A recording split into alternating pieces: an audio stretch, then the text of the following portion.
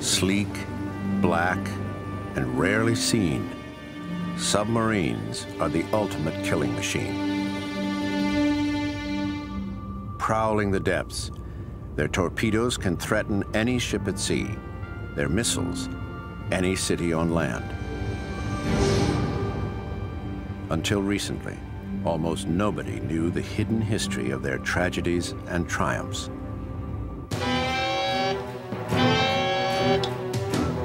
Dive!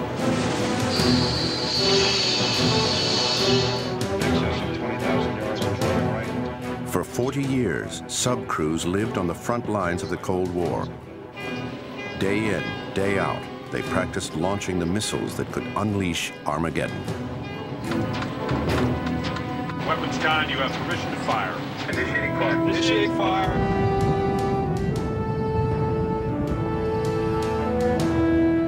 A single missile-carrying submarine could rain down more destructive power than all the bombs used in World War II. As the United States struggled against the Soviets, it pushed submarine technology to its limits. Breakthroughs gave the West supremacy at sea, but missteps cost hundreds their lives. Even today, secrecy and rumor obscure what really took place. The world of operational submarines and the things that they did, it's like an iceberg. We know the very tip of it, and there's a huge 9/10 down below that we know nothing about. They just don't like to talk about it. But recently declassified film and documents are lifting the veil on tragic and mysterious submarine accidents and on the high-risk spy missions that helped win the Cold War. These are the secrets of the Cold War subs.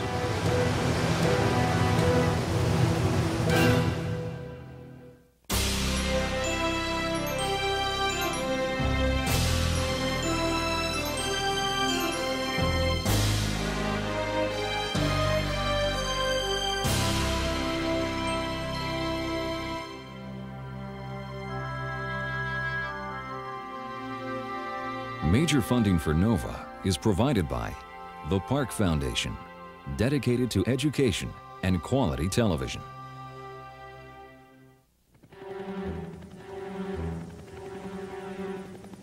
As the Cold War heats up in the early 1950s, the growth of the Soviet Union's submarine fleet alarms American military analysts.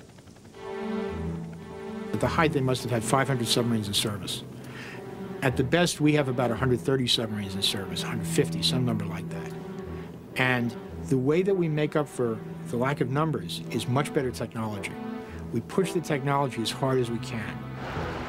American scientists' first great success is powering subs with nuclear reactors. Now, U.S. subs can stay under longer and range farther. Then in the late 50s, they figure out how to fire ballistic missiles from subs.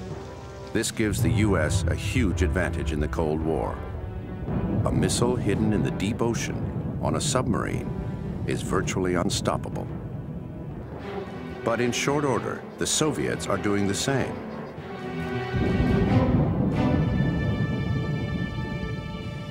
The Navy responds with smaller, quieter attack subs that can track the Russian missile boats around the world. The goal, should war break out, to destroy the Soviet subs before their missiles are launched. American submarines are state-of-the-art, the weapon of weapons throughout the Cold War. But mistakes at the cutting edge are deadly. Well, most people don't realize how truly dangerous the deep sea is. It's waiting there for you to make a mistake.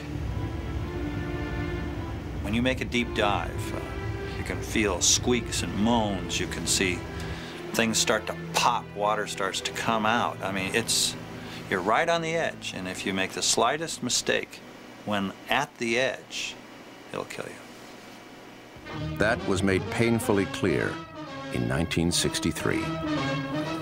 The Navy's newest nuclear submarine, the Thresher, is launched at Portsmouth Naval Shipyard. The 278-foot craft is the first of a new class of attack subs designed to operate deeper and more silently than previous undersea craft. The Thresher will have a crew... Thresher was the best of the best. It was this incredible piece of machinery that we put to sea, the first of a whole new class of submarines that were going to be super quiet and give us an enormous advantage over our communist foes. Now she, as we saw it anyway, and I was a little bit in at her beginning, she was really a leap forward. She was the killer shark, the first real killer. At the time, of course, I thought, couldn't get any better than this. We were going to be the big kids on the block from that time on. She had the first computerized fire control system in a submarine. She had this big sonar, which had incredible range. She could fire anti-submarine missiles, which were a new thing then. She was the most advanced submarine we had devised. When Thresher was introduced, we realized the significance of that moment. And we could only hope that our subs wouldn't be at too great a disadvantage. April 9th, 1963, Thresher heads to sea. Early the next morning, she begins a deep dive, as deep as she can go. It was near Corsair Canyon that they decided to make their dive. And they had a ship above, the Skylark. They had an ASR. Now they call them rescue ships, but certainly not for nuclear submarines. But it was able to have a line of communication, so there was a dialogue going on. Everything goes smoothly until 9:13 a.m. That's when Skylark gets the first hint of a problem down below. Thresher reports experiencing minor difficulties. Have positive up angle. Am attempting to blow. We'll keep you informed.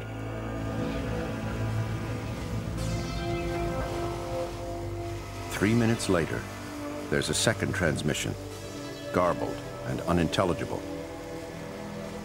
It's followed by a low-frequency rumble. Then, silence.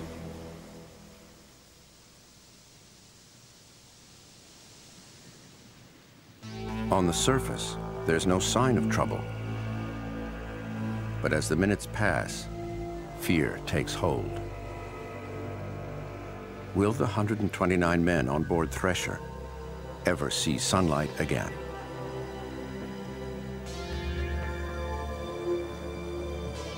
Skylark reports Thresher's continuing silence to Fleet Headquarters. It's the first tragedy to strike the nuclear sub force. It hits the tight-knit community hard. I immediately made an assumption that it had happened perhaps in shallow water. Jumped in the car, drove over to the the development group headquarters. Went in to offer what help I could give, and they just said it was too deep. We'd lost 100 good friends. It's beginning to sink in. Still difficult to believe.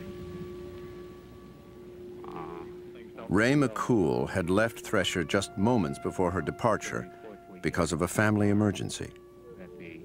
In my mind, it was impossible to lose a ship as fabulous as that. I couldn't think of any reason why she was lost or why she went down. 129 men gone. All that machinery gone. All this cutting edge, you know, the beginning of this new wave of technology gone. And we don't have any idea what went wrong. The very first thing they had to do was to find it. They had to understand as well as they could what went wrong. They had to do the forensics. They had to do the detective work. And they couldn't even find the submarine. And that went on month after month after month. the Navy even brings a car out and studies how it sinks to the bottom, hoping to discover some clue to the location of Thresher's remains. Remote cameras and sonar sounders are tirelessly dragged over the sea floor. And the Navy's only deep-diving vessel, the bathyscaphe Trieste, spends as much time searching the bottom as her crew can stand. Finally, after 6 months of searching, Trieste discovers what's left of the Thresher. The sub imploded with such force, nothing remains but scrap metal. Meanwhile, a Navy Court of Inquiry is making discoveries of its own. Thresher's maintenance records show that 14% of the joints in the piping that moves high-pressure seawater through the boat had failed ultrasonic inspection. Hundreds of other joints had never been tested, even though pipe joints of this type on other subs had failed, causing serious flooding. At the depth Thresher was at when she was lost, failure in a 6-inch pipe would dump 100,000 pounds of water per minute into the ship.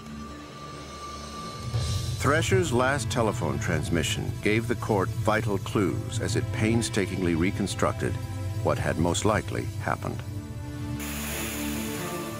A failure in an engine room pipe floods the compartment and blows enough fuses to force a reactor shutdown.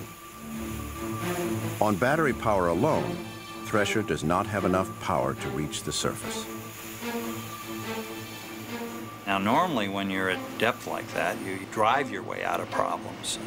You just bow up and you just apply power and you drive yourself up to your safer depths and get yourself out of trouble. As a last resort, they blow compressed air into the ballast tanks to displace water and gain buoyancy. But Thresher's ballast system is an old design, from the days when submarines couldn't dive this deep. And it couldn't get enough buoyancy. Remember, it's taking on water, so it's getting heavier, and then it's just gonna go up, sort of stall out, and then just slip back. As Thresher sinks below 1,500 feet, her hull can no longer withstand the crushing pressure of the sea. And once you go below crush depth, which isn't far away, then Mother Nature does it. Pressure just, crushes that submarine. Goes off like a bomb.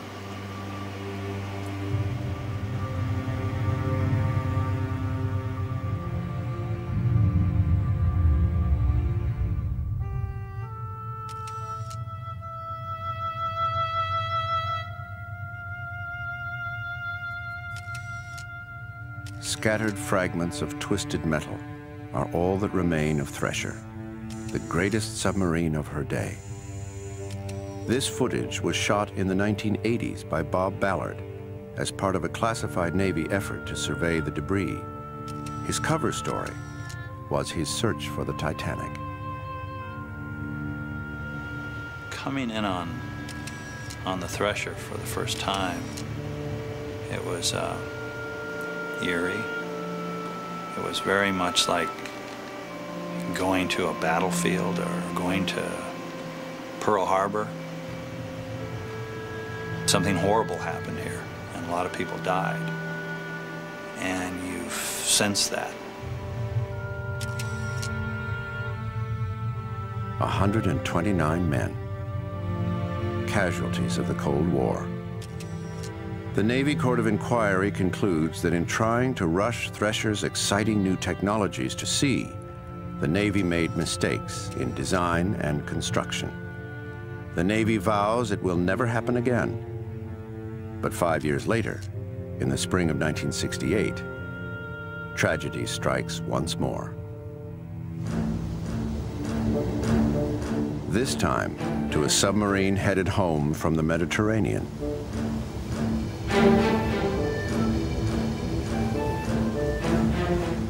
The nuclear attack submarine USS Scorpion, SSN 589, has been reported overdue at Norfolk.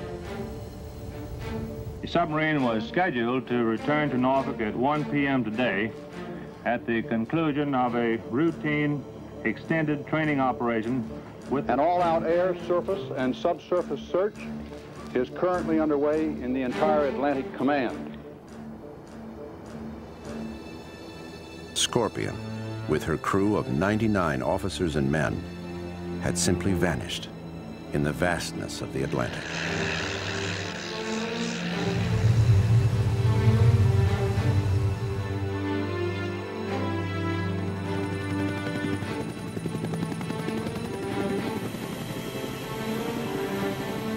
Among the searchers is a submariner who had transferred off the Scorpion just months before.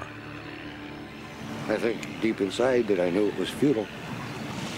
I think I really knew that there was no purpose in it. We had found out, you know, how long it had been since their last communication, and just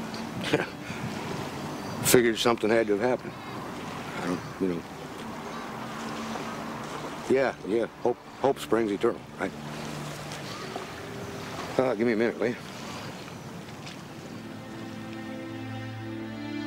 After 10 days, the Navy declares the boat and all hands lost and presumed dead. It isn't until months after Scorpion's memorial service that the remains of the submarine are found. When they are, the Navy assures the public there's no evidence of hostile action, but the Navy will say no more. Whatever conclusions it reaches about the accident are classified.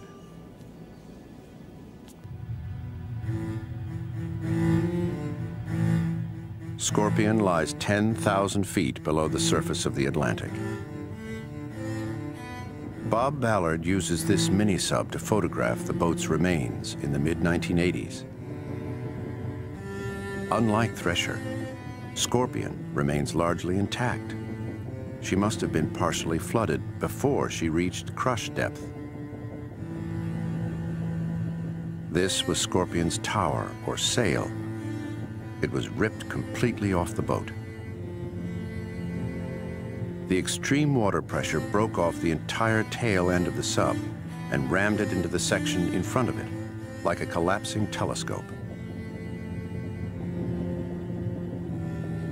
None of these images are released until 1993. That's when the Navy finally begins declassifying information about Scorpion. Starting in the 1960s, the U.S. military built a massive underwater network of microphones used to detect Russian fleet movements and nuclear tests. These microphones were the key to locating Scorpion's remains. I think in all, in the course of the Cold War, we spent about $17 billion. I mean, we're not talking small change. Big money to wire the world's oceans with these microphones. They had the whole ocean wired for sound. It's really kind of a cool thing.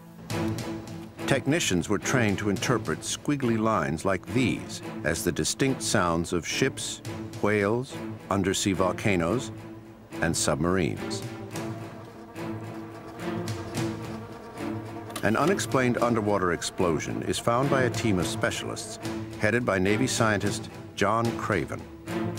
The Canary Island record showed a blip on the record which might or might not have been associated with Scorpion, and then showed a period of 91 seconds of silence, and then a series of about 17 events that could have been the implosion of various compartments associated with the submarine.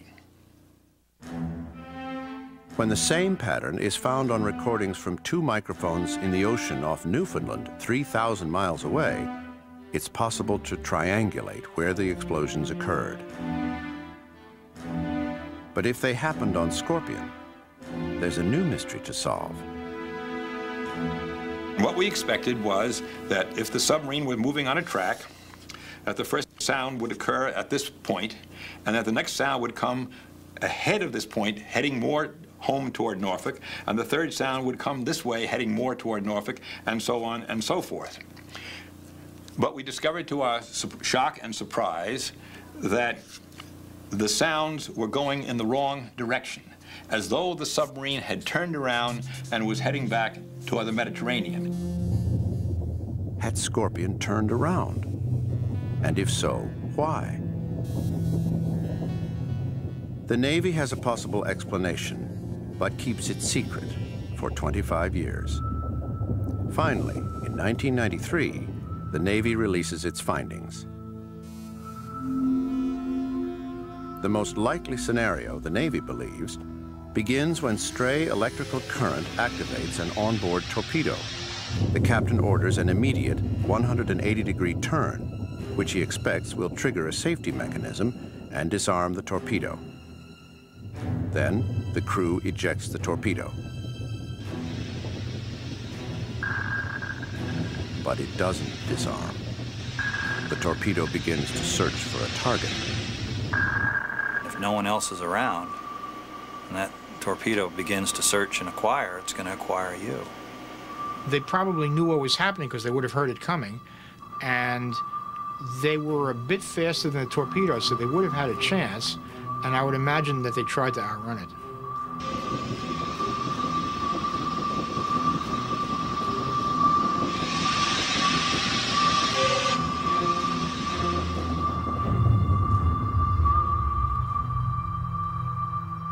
But this scenario does not satisfy everyone.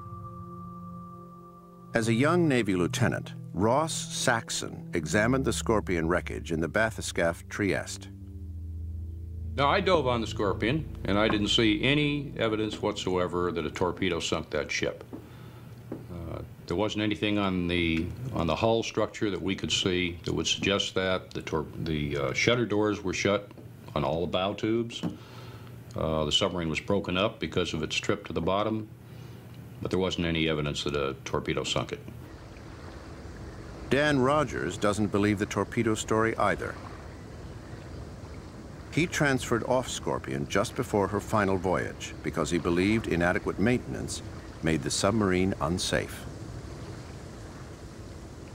I really didn't want to be there. I was really that concerned about the condition of that boat, and especially the material condition of the boat. Eventually, Rogers shared his doubts with Steve Johnson, an investigative reporter for the Houston Chronicle. Johnson found letters from other crew members that showed they too were concerned about the mechanical condition of the sub. He tracked down Ross Saxon, whose doubts about the torpedo theory encouraged him to keep digging. Then, after years of effort, he unearthed a critical piece of Scorpion's past. I obtained several thousand pages related to the Scorpion's maintenance history from the Atlantic Submarine Fleet. I had sent out half a dozen requests under the Freedom of Information Act, and it just so happens they found these documents that they thought had been destroyed. Buried amid thousands of pages was the day-by-day history of how the Scorpion was selected in a secret program that drastically reduced the maintenance that it would have ordinarily received. To save time, the Navy had cut back on Scorpion's last overhaul. Scorpion was in the shipyard 8 months, though an average overhaul took 24. They spent just $3 million, a fraction of the norm. The torpedo theory seems to be extremely convenient for the U.S. Navy because it tends to detract from any other theory. And also, it tends to remove any kind of responsibility from the U.S. Navy itself from any maintenance problems that may have contributed to the actual loss of the submarine. Yet another clue in the Scorpion mystery has been uncovered by journalists Chris Drew and Sherry Sontag. Their research has revealed another disturbing Navy secret. When the Navy released its version of events, that the Scorpion had been killed by one of its own torpedoes, I was working at the Chicago Tribune. This was a huge front-page story. As it turned out, one man who read it had been an engineer at a torpedo testing lab, and he remembered that they'd had all sorts of safety problems with the torpedoes. Now that it wasn't classified anymore, he wrote to John Craven to ask him how much of the conclusion that a torpedo was at fault had been based on all these safety problems they were having. Craven was floored. Craven had led the scientific investigation into the Scorpion mystery, yet he had never been told of torpedo problems. In fact, naval ordnance had insisted the explosion of a torpedo on board was impossible. Craven shared this letter with Sontag and Drew, who immediately started digging into the story. They learned that in tests, the battery that powered the Mark 37 torpedo had occasionally overheated and caught fire. Engineers who had worked at this torpedo test facility in Keyport, Washington, said they had warned the fleet about a possible onboard explosion big enough to sink a submarine. From the moment the lab began to test these components, they warned naval ordnance that the batteries represented a huge danger. They said that there was no margin for error. They said that they could too easily partially activate and catch fire. Naval ordnance ignored them. I'm sorry, you think people what? We spoke to a lot of people who are no longer in contact with one another, who were there during the fires when the alert was made and everything else. We're very confident. We can't tell you that this is exactly what happened to Scorpion, but we can tell you this danger very definitely existed. Perhaps it was an exploding torpedo that took Scorpion down. Perhaps it was the failure of equipment that didn't get the attention it required. With no survivors, we'll never know for sure. But following the disaster, the Navy abandoned its reduced maintenance experiment and redesigned the Mark 37 torpedo. The U.S. Navy never lost another nuclear submarine.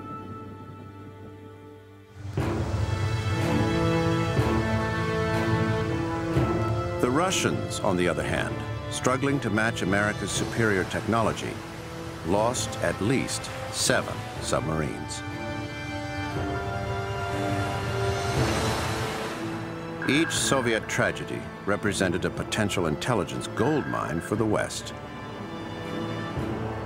Submarines are little cities, and in these little military cities were all the highest state secrets of the Soviet government, right there. Little concentrated capsules of it, right there. Down on the ocean floor, waiting for us to come and pick it over. You know, I mean, there was no more priceless intelligence than that in the Cold War. And there it was. The problem is retrieving these secrets. The bathyscaphs and remotely controlled camera sleds of the late 60s and early 70s are pretty much limited to taking pictures. In one sense, that's a source of reassurance for both sides. When things are thrown to the bottom of the sea, there is a reasonable presumption that they will stay there. The notion that anyone has the capacity to go to the bottom of the ocean and pick things up is quite fantastic. I mean, who would think of such a thing? We Americans, of course, would think of such a thing. In 1974, Louisiana-born Wayne Collier, exhausted after 4 years of undercover work, quit the Justice Department. He went to work recruiting crewmen for an offshore mining venture. 2 months into his new job, he found out who he was really working for. We entered one floor, went into an insurance office, and a secret staircase up to another floor. And with my prior background with agent work, I thought, what's happening here? What's going on? He says, you are employed by the Central Intelligence Agency. And I immediately thought, oh, not again. I mean, I wanted to leave government work. I had a marriage that was on the rocks because of my 4 years, and I thought this is going to ruin everything for me. But I didn't say anything about my personal problems. And he said, what I'm going to tell you may be shocking, may be alarming, but you involved with an operation to steal a Russian submarine. And I thought, well, I've heard a lot of things, but this is unbelievable. There's just, I got to hear more about this. This amazing story began on the 23rd of February, 1968. Получив соответствующее задание, We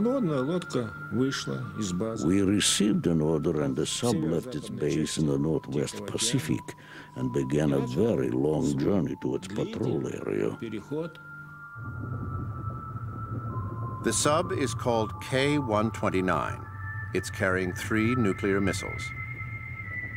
Somewhere in the Pacific Ocean, it disappears. What could have happened to this submarine? It was a mystery. A mystery the U.S. Navy couldn't solve.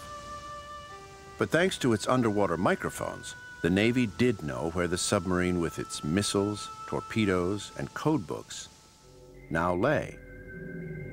17,000 feet beneath the surface of the Pacific. Now, how much is the prize worth? Well, I ask you, how much would you be willing to pay to get a fully armed Soviet submarine on operational station aimed at the United States with the weapons targeted on our cities? It seems to me that's worth an awful lot of money. And we spent a lot of money, sure. Richard Nixon has just been elected for his first term, and money for fighting communism is not a problem. Within months, he orders the CIA to get to work on the nation's largest covert operation since the Manhattan Project. Security is a major concern. Detection could precipitate an international crisis. You're obviously dealing with very sensitive relationships when you get into stealing another country's submarine.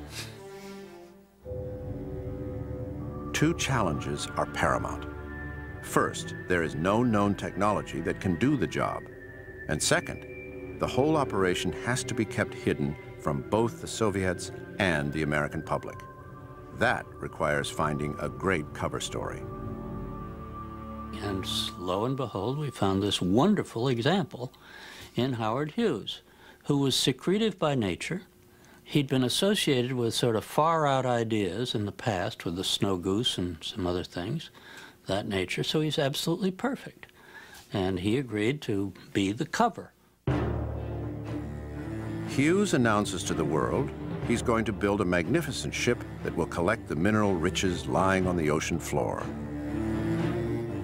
It was an extremely plausible thing for a rich techno-eccentric like Hughes to want to go out and mine the deep, you know, with a vacuum cleaner that could just sweep up all these manganese nodules.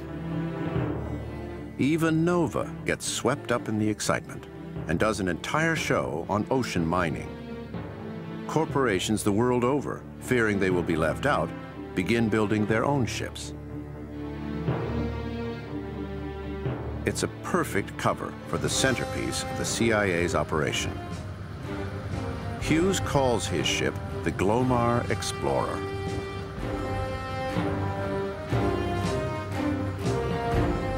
Everything about the ship is custom built. After all, no one has ever attempted to lift a sub from the floor of the deep ocean. The Glomar Explorer has 2 engines and multiple thrusters, so she can hold her position in high winds and seas. The middle of the ship is a single giant room with a floor that retracts, allowing access to the ocean below. 300 60-foot steel pipes will be strung together to lower a huge claw down to the Soviet sub. Together, claw, pipe, and flooded sub will weigh 15 million pounds.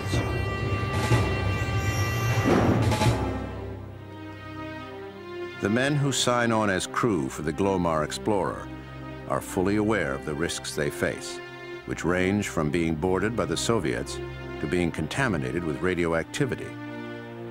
In the end, Wayne Collier is not among them, but his younger brother Bill signs on as a member of the B crew. It was specifically set up that A crew would do the recovery step, and then we would have a crew change, and then B crew would be responsible for the disassembly. And that's actually how it worked out. This account is based largely on Bill Collier's personal experiences and conversations he had with other members of the crew. The Glomar Explorer arrives at her destination in early July. It takes 2 days to lower the claw, nearly the size of a football field, to the sea floor 3 miles below.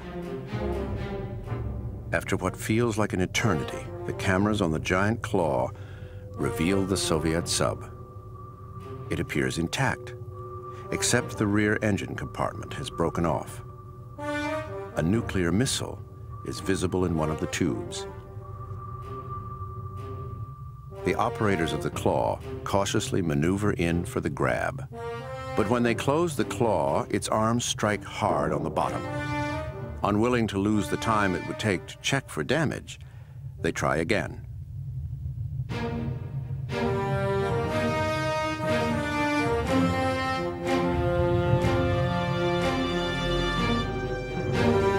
The tension is high as the long, slow lift begins.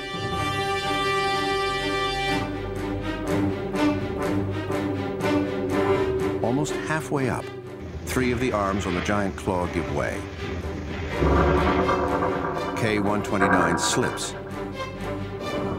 and a nuclear missile glides slowly, almost gracefully, out of its silo.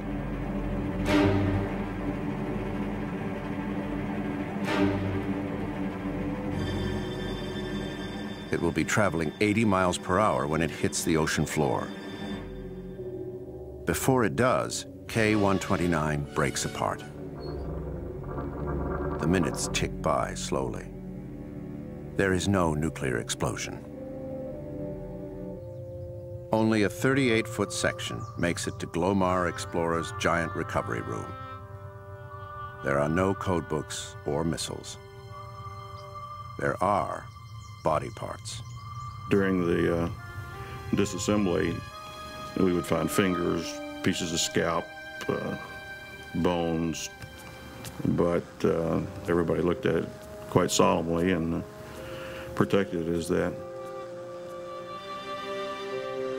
On board the Glomar, the CIA holds a funeral service for the Russian dead. This footage, given to Boris Yeltsin in 1993, is the CIA's only official acknowledgement that the operation ever happened.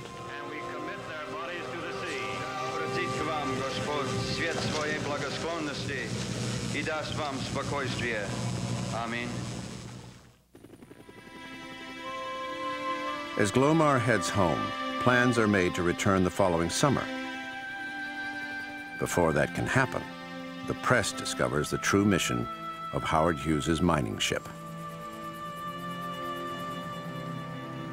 Without the cover of secrecy, the fabulous technology of the Glomar is worthless to the CIA.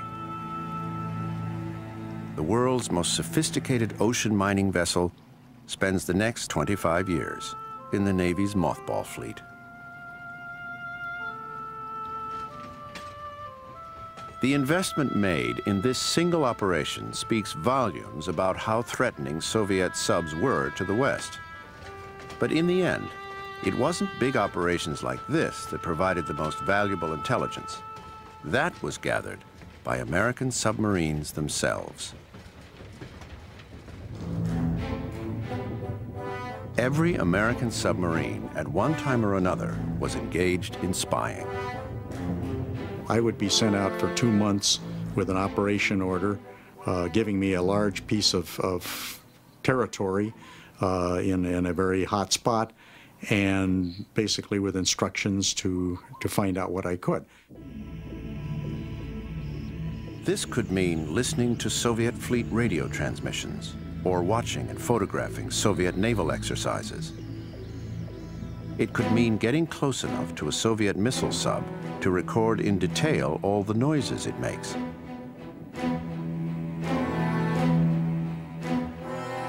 Those distinctive sounds enabled American sonar technicians not only to find an enemy submarine, but often to identify the specific boat.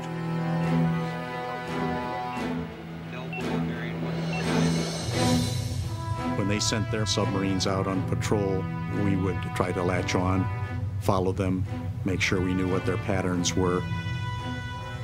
Sometimes the situations can get a little bit tense. You were trying very carefully to avoid having the tables turned on you, having a submarine that you're trailing suddenly turn around and head right back at you. American submarine commanders called that particular maneuver Crazy Ivan. Without any warning, a Soviet submarine would just make a huge loop and come roaring back at a high speed. And if you were behind it, watch out. Most American submarines don't turn tail and run when that happens. They just sit there, let Ivan swing on by, you know, and say, whew. Even as recently as the early 90s, these cat-and-mouse games have resulted in undersea collisions. That's how the commander of this Russian sub explained the dent that sent him home for repairs. His colleagues, like Captain Igor Kurdin, think it's lucky anyone made it home alive. A few meters to the side, he would have hit the missile bay. Everyone would have been dead instantly. It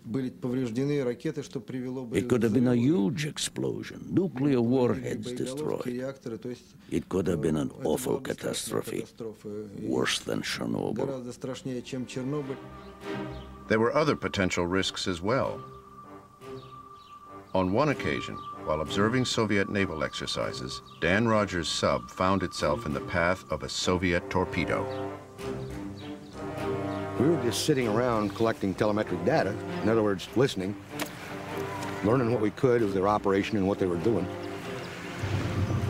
Sonarman reported, "Con sonar, there's a torpedo in the water."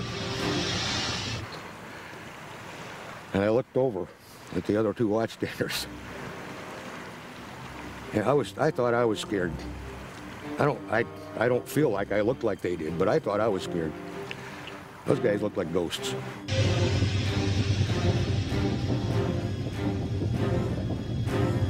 The only choice was to try and outrun the Soviet torpedo.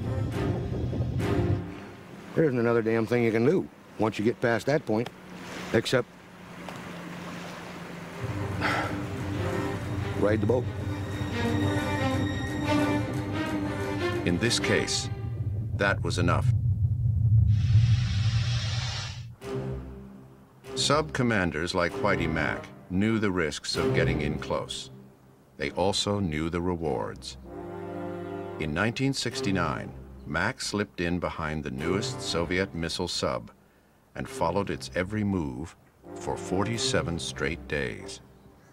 Every 90 minutes he changed course. It was not 89 minutes or 91 minutes, exactly 90 minutes.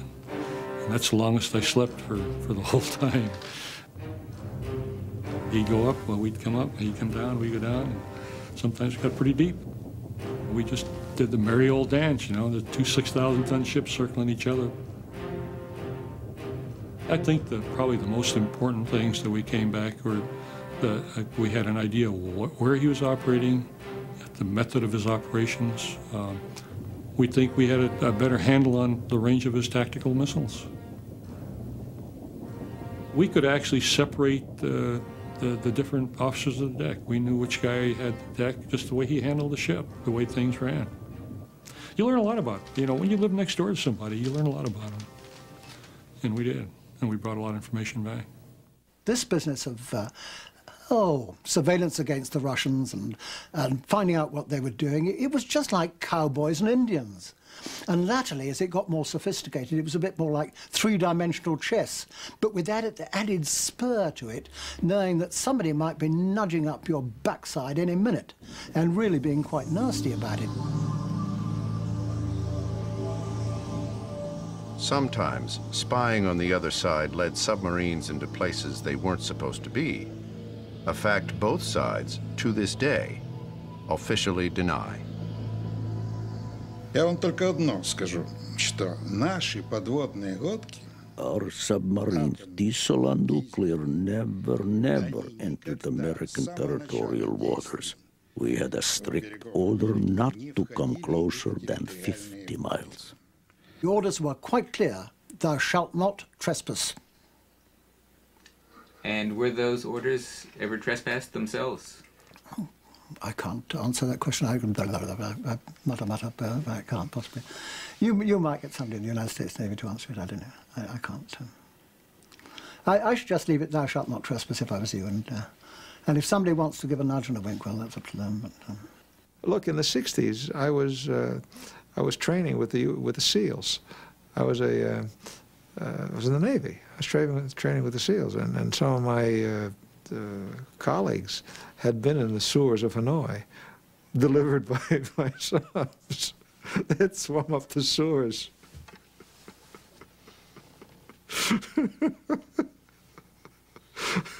So, can you get real close? Oh, you can get real close. In fact, specially equipped American submarines like the USS Halibut repeatedly violated Soviet territorial waters. They were drawn there by the presence of underwater military communications cables. The Soviet military naively sent a lot of its military information through cables that loped around through the relatively shallow waters around its periphery. And because it was down there and supposedly unreachable and out of sight and out of mind, they put all kinds of communications on there that were unencrypted. For much of the Cold War, spy subs placed and retrieved recording devices on military cables off Russia's northern and eastern coasts.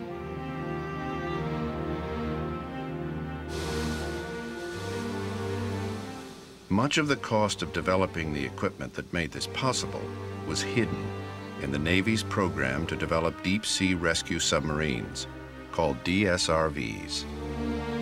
Anybody who served on submarines and heard about deep submergence rescue vehicles knew from the start that they were fiction. They had to be. Unless you went down on an undersea mountain or on the continental shelf, you were going to go down and go below crush depth, and there would be nobody left to rescue.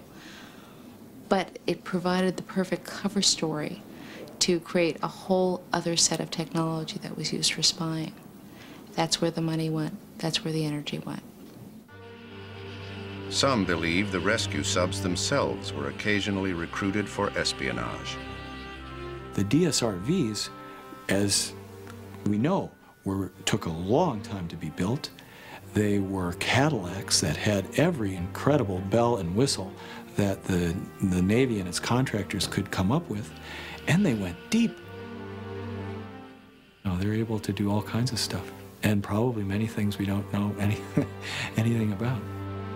The scientists and engineers behind the DSRVs and spy subs like Halibut were challenged by Ronald Reagan's defense planners to go after even more. They wanted live news online, live at 5. They wanted to know what was happening as it happened. If you can get a line onto one of his lines without his knowing it, you've got him. You've simply got him. And there's no substitute for that. You simply know everything he knows. You are inside his circle of decision. You are, in fact, you have a seat at his table. The plan was to use specially designed submarines to bury a listening device in the seabed underneath the main Soviet communications cable of the Russian Northern Fleet. They could lift up their cable and inspect it. It would be clean as a whistle. They would lay it down again. They would lay it right back down on the on our listening device. From this tap, you'd run a cable off over 1,200 miles of the seabed to Greenland, where that information would then be uplinked to a satellite and downlinked to Washington. And you'd be listening to, the Northern Fleet activity as it happened. And the Northern Fleet would be involved in any World War III scenario, so you would in effect have, advance notice for Armageddon. This involved the development of massive amounts of new technology and, of course, the expenditure of massive amounts of money. The whole thing would have come to about $3 billion. Cheap. For the results that were envisaged, this was going to be cheap. It was the highest priority and the biggest budget item in the intelligence budget in the late Reagan administration. You know, they spent about $1 billion on it, and then poof, it all went away because one guy, Pelton. Ronald Pelton was an analyst working for the National Security Agency who was convicted of spying for the KGB. The online tap was one of the operations he compromised. The Soviet Union relied heavily on well-placed spies like Pelton. Given the closed nature of Soviet society, this approach to gathering military secrets was far less productive for the West.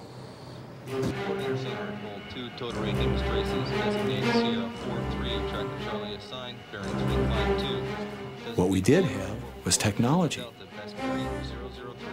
And we used that technological advantage that we had to get the intelligence that we desperately needed. SCM 1/3, sir. Off to the deck. Bring the ship roll to quiet. And that was important.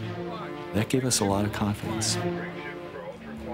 It made us probably a lot calmer than we would have been otherwise, probably a lot less paranoid than we would have been. If you look at the Cold War under the sea, just about everything about it was dangerous. There was risk in going down in a submarine to begin with. There was certainly risk in taking a submarine right up to the Soviet port or right behind a Soviet missile boat. There was certainly risk in pushing the technology as quickly as they were doing.